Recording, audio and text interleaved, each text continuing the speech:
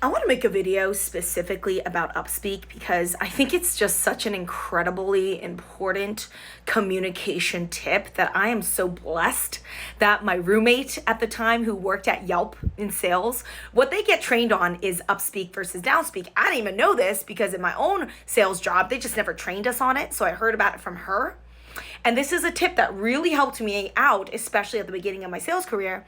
And it's been a habit that I've adopted ever since. You'll notice all the top communicators are excellent at downspeak. So this whole upspeak, downspeak thing, you also may know about it if you are in the arts. In acting, they talk about upspeak and downspeak. And one time I took a presentation course in the city. I think it was on like Groupon or Yelp or something. And they actually illustrated this. It was taught by a bunch of actors. And it just stands out to me because one girl, she went up on stage and did her bit. She was doing a presentation and she literally would not stop doing upspeak.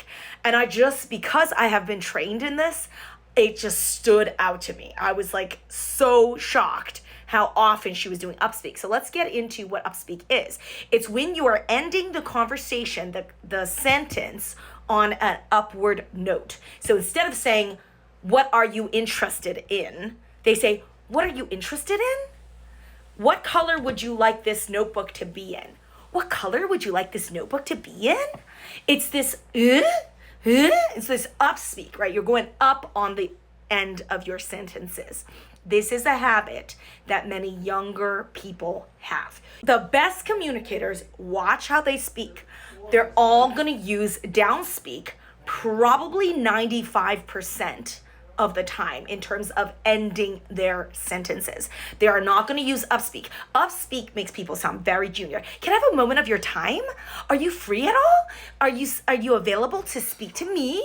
Right? This I can't even do it because it's no longer a habit of mine. I'm sure when I was younger, this was something I would likely do. As I'm older, I just completely have eradicated it from my normal conversation style, especially if it's in a business setting. However, if I am trying to sound less intimidating, I will actually adopt a higher vocal tone just to make people more comfortable with me. So I'll do that a lot in social settings because I don't want to scare people, right? But in my sales job, your girl is using downspeak, especially if I'm speaking to executives, especially if I'm making a podcast episode, especially if I'm trying to make a point and educate my listener on a certain topic.